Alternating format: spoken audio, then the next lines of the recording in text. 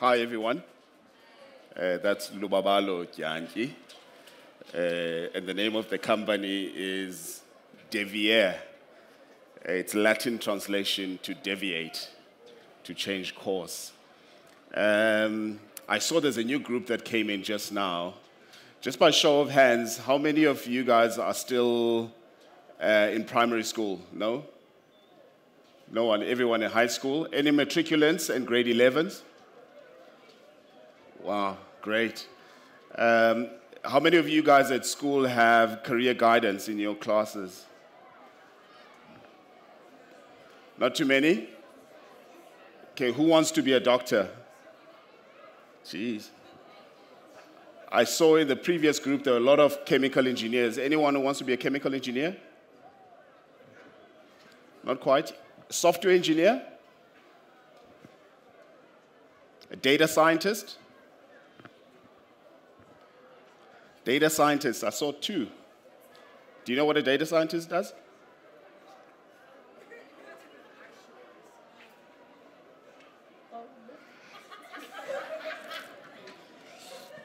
So there's a fascinating study that's been done by the Human Science Research Council. And funny enough, this study was done in my town, where I grew up. And Uzimi did this study. It's a field study talking about career guidance. And the problem with most of career guidance or most of our schools where we come from, because we come from communities, is that we don't get the best advice, we don't get the best exposure in terms of what are the careers that are coming up, and therefore it becomes insurmountably difficult for us to penetrate the new world of work, and it becomes difficult to understand things such as coding and how coding can be applied in our daily lives. So this was a fascinating study because for me, it resonated with where I come from. I come from a rural village, Ngobo, a place in the Eastern Cape. My house is somewhere there in between where I grew up. But I soon was fascinated about being my parents wanting me to become a doctor. That my next best thing, I wanted to become a pharmacist. So I went to Rhodes University, applied, and I got in. And after 2 weeks, I changed into commerce. I said I would never enjoy wearing a coat every afternoon to go mix chemicals. So that was not for me. So I ended up in commerce. I saw these great people who had, great ambitions of becoming bankers and economists. So I went for the economics degree.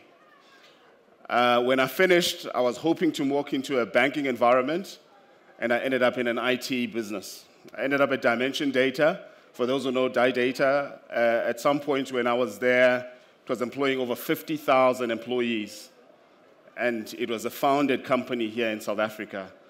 I worked for 15 years, 9 months. I started in 2002, and I left in beginning of 2017. So I spent almost more time than I spent in high school in that company. I learned a hell of a lot. But I ended up in technology. I never thought in my life I would ever be in technology business.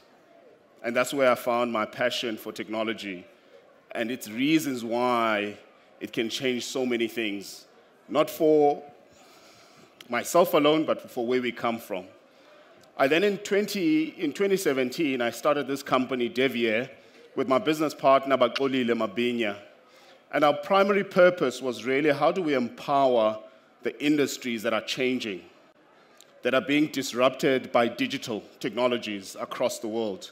Everyone is calling it digital transformation today, but how do we keep people capacitated, giving them the right capabilities and skills in order for them to turn those industries and bring new things and products and services in those industries?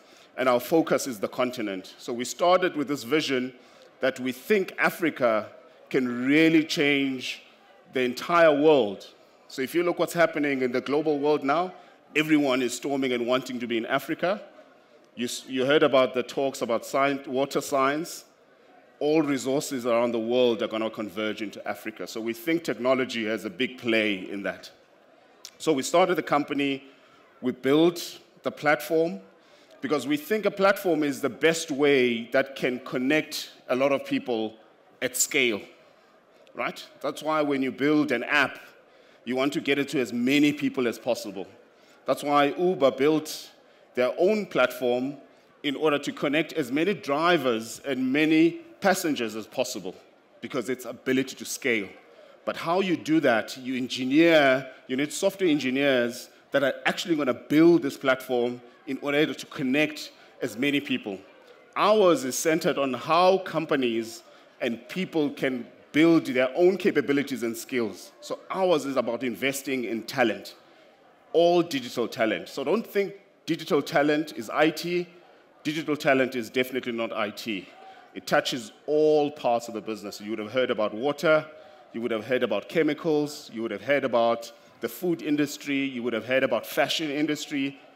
All digital touches all industries, and ours is to help those industries survive and thrive. These are the kind of companies that we work with. So and probably some of you want to work in some of these companies. So we help these companies build new age talent. This is you guys with new skills that are going to be working in some of these companies. And this is not an exhaustive list, but this is the kind of companies that we collaborate with. So I talked about how do we take our learning platform and bring it back to Engcobo, bring it back to the village and make sure everybody, irrespective of your background, irrespective of whether at home you've got money or not, whether you've got connectivity, whether you don't have money at home, how do we make this technology easily accessible and freely accessible? So that's our obsession. And that's why today it is our aim to ensure that we work with some of the best companies and partner with some of the best companies to ensure we can provide the services to people. We don't think there's one silver bullet to solve this. There's an ecosystem approach. You've got to think about, when I was driving here this morning, one of the articles that popped up on my phone was, do you know a company called AWS? Anybody? Amazon Web Services. Never heard of it. Ever heard of a company called Amazon? Yeah? What do they do? Right? So they've got a technology arm, Amazon Web Services, they've got a technology arm. They are the leading tech and cloud provider in the world with Microsoft and Google. So what cloud is almost, if you've heard about data centers and where your computing power comes from, where your photos are stored, where all the computing power in the world is actually aggregated together. That's what cloud computing is. It's one of the biggest companies. For the next 2 years, they're committing to over 60,000 young people that they're going to be training in this new technology.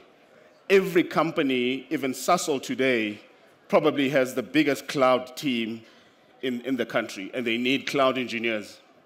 They need cloud specialists. They need cloud administrators. So all of this, we've got to pull these things together and find a mechanism of finding a solution. Education has evolved. Everyone is in the classroom today. Has anybody here taken an online course? Somebody? Yeah? You guys haven't had an opportunity to take an online course?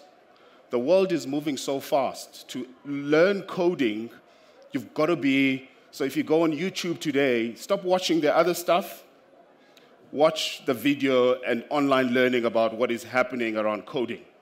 A lot of people are doing TikTok.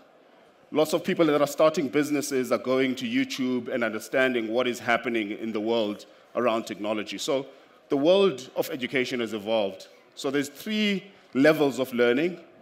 There's physical learning, which we are experiencing today. E-learning in the middle, and we saw how physical learning was disrupted by COVID. What happened when we were in COVID? Stayed at home. And the schools that had online e-learning were? And they were ahead of everybody. So e-learning has got to be part of the curriculum, no matter what. But how do we get it to Engcobo? That is the question. Now, in the classroom, you have a teacher. You've got to finish a textbook. If you're doing physics, you also go have a lab, right? And you've got an instructor, you've got someone who comes and listens when your teacher comes and listens when things don't come right and coaches you. In e-learning, that doesn't happen because all you are watching is a video. Platform-driven learning is integrating video content, live classes, having mentors, having a dedicated teacher to encourage you and make you a well-rounded and help you with a well-rounded skill in a particular domain. And that is very important. So the world of learning has fundamentally changed, and we are advocating and we've built a platform that provides this kind of learning. And we are delivering this online and Engcobo, in Polokwane, Bushbuck Ridge, in the Eastern Cape of Gqeberha, in the Free State. We are actually launching a new program of cloud computing and data science using platform-driven learning. So ours is to help you guys to launch your careers or your first-time careers using our digital platform. And this we are doing with Sasol today, so I'm not talking about things. We are doing this work currently under the Bridge to Work program, under Business Digital Services. So Devier is working with Sasol and have partnered, and we've identified around 90 young people that we are going to train in key streams, which I'll talk about just now. So what we've done, we focused on communities. So we've got Sasolburg here, we've got Secunda, where we're targeting young people in Secunda, and the other one, obviously, is in Witbank. So all these three areas, we've gone out and looked for young people, and we are sort of solving for infrastructure, we're solving for how we find them, training, and how we connect them to the world of work and work opportunities. From an infrastructure point of view, we've converted a shipping container and converted it into an off-grid mobile classroom. And today, in that mobile classroom, we can fit about 15 to 16 young people that participate and do their entire learning. So we can give the same learning of a child that is sitting in Uganda, the same experience with someone who's sitting in Secunda. And once they finish their training, we have something called a virtual apprenticeship, which connects you to a partner or a company in Kenya, a company in Europe, a company in India, where you do your practical work as part of your program so that you can have a little bit of experience and understanding of how the work that you've learned really, really applies. So this is the kind of work that we're doing, and we are getting to all the remote regions across the country. So this work we are doing with Sasol as we speak. We do recruitment, so everybody, right in the beginning, if you don't understand yourself, it's difficult to know where likely you would like to go. So some of the things that we do in our recruitment, we do assessments that give you an indication from a career guidance in terms of where would you like to go and what opportunities are available for you. So those are things that we do here. I mean, we had about 2,000 applications for 90 spots, 2,100 applications for 90 spots. And we had to get the best out of the best individuals to get into our programs. We had about 60% were female, which is a good thing. I think for Women's Month, it's a commendable thing. So we're seeing a lot of girls who are applying for these new opportunities that are in technology space. I mean, just to look at more further stats in terms of, what we were able to, so you look at Secunda, there were 1,488 applications. Sasolburg, 465, Witbank, 145. From a training point of view, I talked about platform-driven learning. This is the model that we are after, because you integrate the theory element with the practical aspects of making sure that people, when they finish learning, they understand what they're doing, which is a very important thing. Never in your life believe that technology or digital skills are only about technology, which I spoke about cloud. Even marketing, when you talk about how understanding the customer experience and improving a customer experience, digital skills are also important in areas such as product design. We talk about STEAMY today. So how do you make sure that the user experience, when you click, you saw now, who uses Twitter? Yeah? No? Instagram? So what happens when you start scrolling? That is called the user interface and the user experience. There are engineers that do user experience design. She talked about holding a phone. How do you design that so that it's a working and the user experience is actually managed more effectively? So there are lots of courses that we do. So this is a range of things that we cover in terms of what we do as a business. Now, if you look at the streams for Sasol, we're doing a stream for data science, a stream for artificial intelligence, software development, and drone piloting. And I'm happy to say the drone pilot guys have already done and have received their license already, and they're going to the next cycle of the stream. The guys are going to be finishing, all the other streams are going to be finishing between August and September, which is very, very good. Now, you may not understand everything. Who understands Python? I saw a lot of people had their hands up with, what is Python? Coding language, 100%. So you see, when you do data science, we do lots of science around data itself. How do we program the data? So artificial intelligence, today you're using generative AI, which is ChatGPT.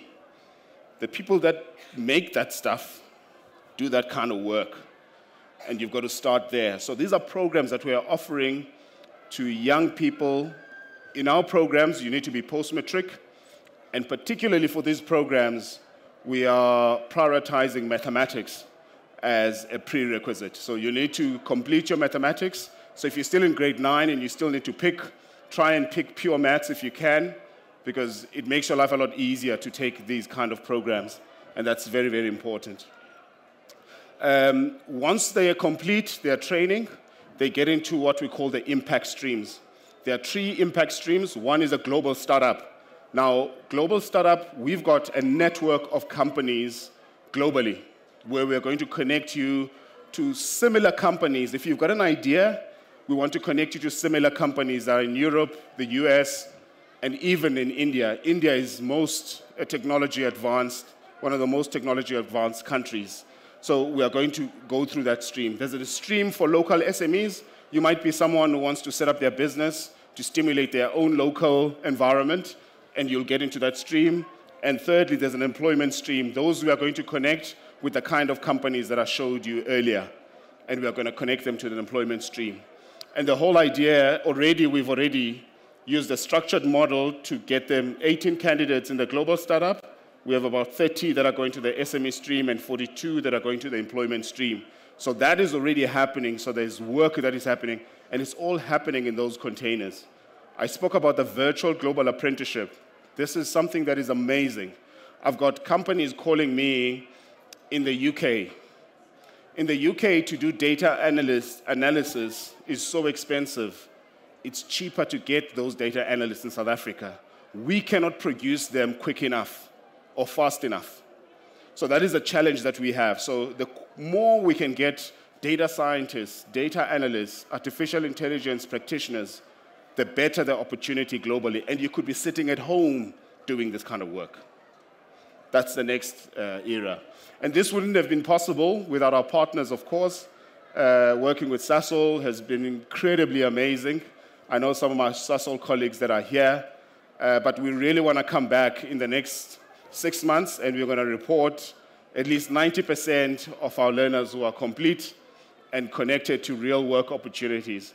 And I hope that I'm going to be reaching and getting into your communities, and when you see Devier, we are built to democratize and really open up the opportunity for everyone and give you the best digital skills that are competitive in the world. Thank you very much. That's my...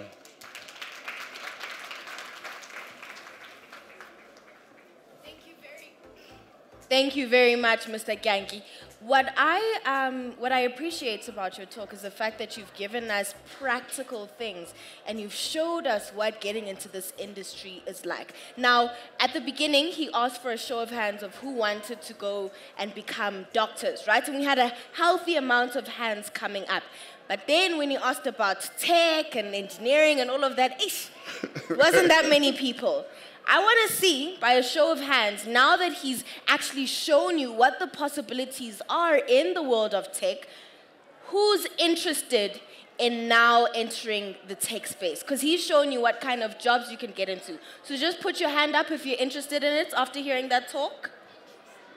Okay, so we have a little bit more, slightly more than before. Well, I want to ask you guys that as you go around TechnoX, you just pay attention to the tech side of things so that, hopefully we can convert you over to that side. Now, we've got some questions for you from